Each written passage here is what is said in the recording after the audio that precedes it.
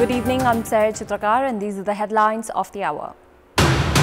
Premier Dahal furnishes explanations for change in coalition government. Ruling and opposition parties indulge in blame games at Parliament. Nepali Congress accuses of political deception. Opposition Nepali Congress adopts strategy to make life difficult for Prime Minister Dahal, united on the agenda passed by Mahasamiti.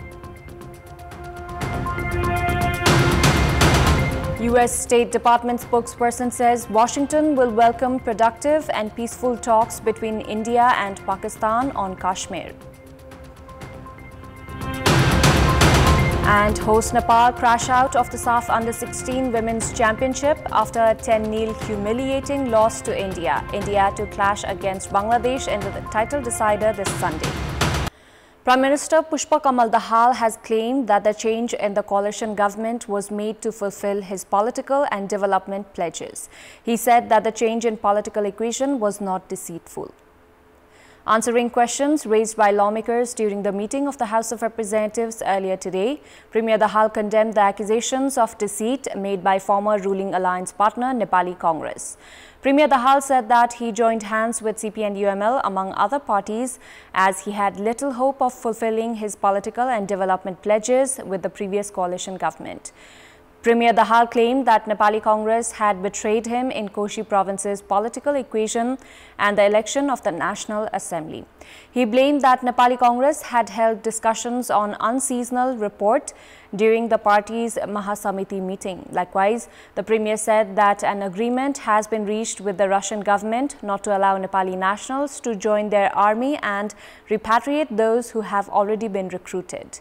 He added that the newly appointed Minister for Foreign Affairs held a dialogue in this regard with his Russian counterpart today itself. The Premier also said that efforts are underway to address the problems of the victims of loan sharks and cooperatives.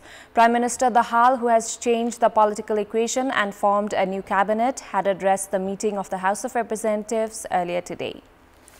Ruling and opposition parties indulged in blame games at the Parliament during the first meeting of the House of Representatives following the change in party alliance.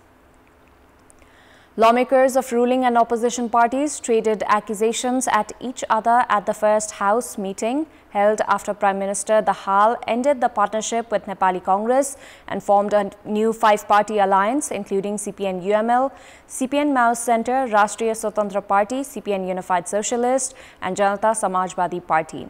Nepali Congress Chief Whip Ramesh Lekhak accused Prime Minister Dahal of betraying his party and disrespecting the public mandate. Chief Whip Lekhak announced that Nepali Congress had withdrawn the support extended to Dahal. Addressing the Parliament, Chairperson of Rashtriya Prajatantra Party Rajendra Lingden said that his party was neglected during the recent political activities. CP&UML lawmaker Bishnu Paudel said that alternatives sought by political parties should not be taken otherwise. CPN Maoist Centre's Devendra Paudel stated that Nepali Congress was the main reason for the formation of the new alliance. A lawmaker of Rashtriya Swatantra Party said that political parties should not form an alliance and compete single-handedly in the upcoming by-election in Ilam constituency 2. Janamat Party Chair C.K. Raut said that Prime Minister Dahal's unreliable character was the reason for the change in political equation and accused him of international influence in forming the new alliance.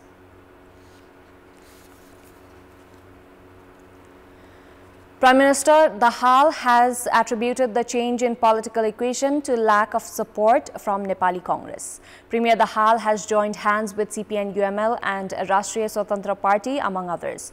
With this, the largest party of the Parliament, Nepali Congress has become the main opposition.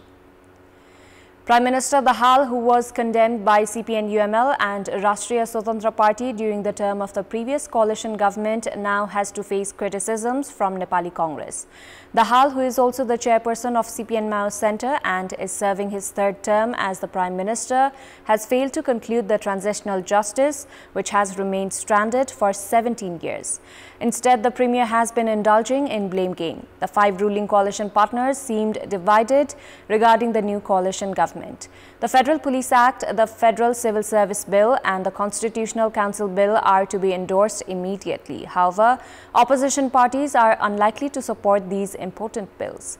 Premier Dahal has to gather support of the main opposition, Nepali Congress, Janamat, Loktantrik Samajwadi and Nagarik Unmukti among other parties, as his government has a small majority in the government. He also has to please coalition partners that hold different principles. Meanwhile, the trend of parties failing to fulfill their duties when they are in the government and condemning the government as the opposition has continued unabated. Nepali Congress is still uncertain regarding what led to the change in the political equation. Now, the Central Committee of Congress is likely to endorse the proposals made by the Mahasamiti meeting without making changes. Premier Dahal termed the agendas put forth during the Mahasamiti meeting of Nepali Congress as the main reason for the change in political equation. Congress Vice President Purna Bahadur Khadka in his policy report blamed Maoist centre's armed struggle for the country's regression. The Mahasamiti approved Congress General Secretary Gagan Thapa's proposal to not form election alliance. The party's establishment faction said amendment will be made during the Central Committee meeting. Deobatu had held discussions to review these issues. During the Mahasamiti meeting, the establishment faction had criticized Thapa's proposal, saying it could break the ruling alliance. However, Thapa believes that the party will now be undivided regarding the proposals endorsed during the meeting. Meanwhile, Nepali Congress has also been relieved after what it says Maoist centre's betrayal, as earlier the party was mulling over whether to endorse the proposals or not. In our Public Voice segment, today we have asked in several provinces whether the service delivery of the government bodies are affected when ministers are changed. Let's take a look at what they had to say.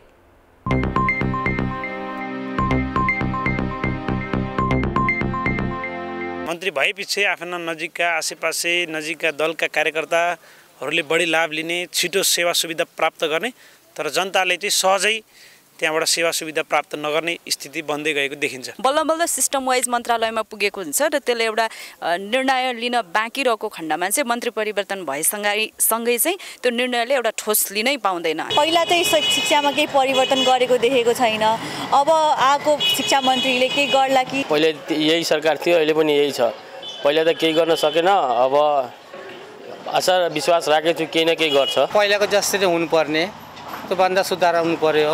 अलिसुकै मन्त्रालय परिवर्तन भए पनि हामीले चाहिँ सेवा सुविधा हामीले pound सक्दैनौँ। उही सरकार पहिला पनि थियो, त्यही व्यक्ति फेरि सरकारमा आएछ त कसरी परिवर्तन हुन्छ?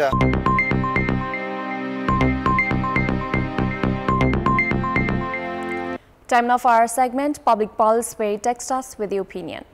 Public Pulse.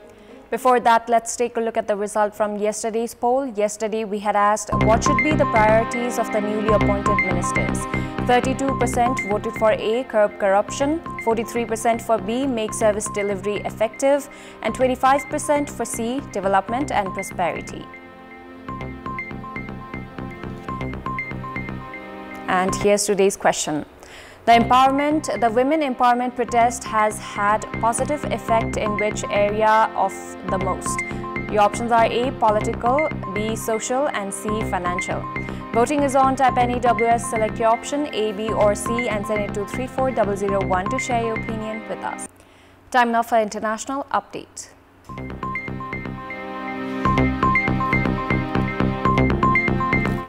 The United States State Department spokesperson Matthew Miller said Washington would welcome productive and peaceful talks between India and Pakistan on Kashmir, but the pace, scope and character of any dialogue is a matter for India and Pakistan to determine. Miller commented in response to a question regarding the U.S. welcoming future talks between India and Pakistan on all issues, including Kashmir, particularly after Indian Prime Minister Narendra Modi greeted his newly elected Pakistani counterpart Shehbaz Sharif for assuming office.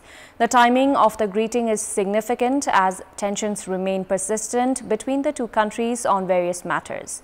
Relations have been particularly tense since 2019 when Modi's government government revoked the special status of Kashmir and split the region into two federally administered territories, provoking outrage in Pakistan and the downgrading of diplomatic ties and suspension of bilateral trade.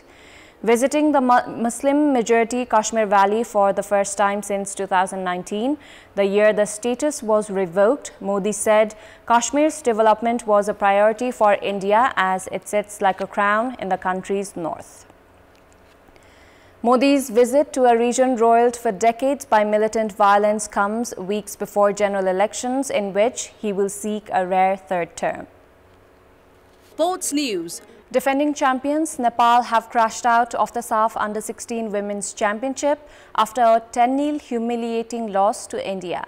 Following the thumping win, India have stormed into the title decider to clash against Bangladesh in the title decider. In the match played at the Anfa complex in Sadobatu, Lalitpur today, India had put Nepal under pressure from the beginning. Anita Dungdung gave India an early lead by scoring in the second minute.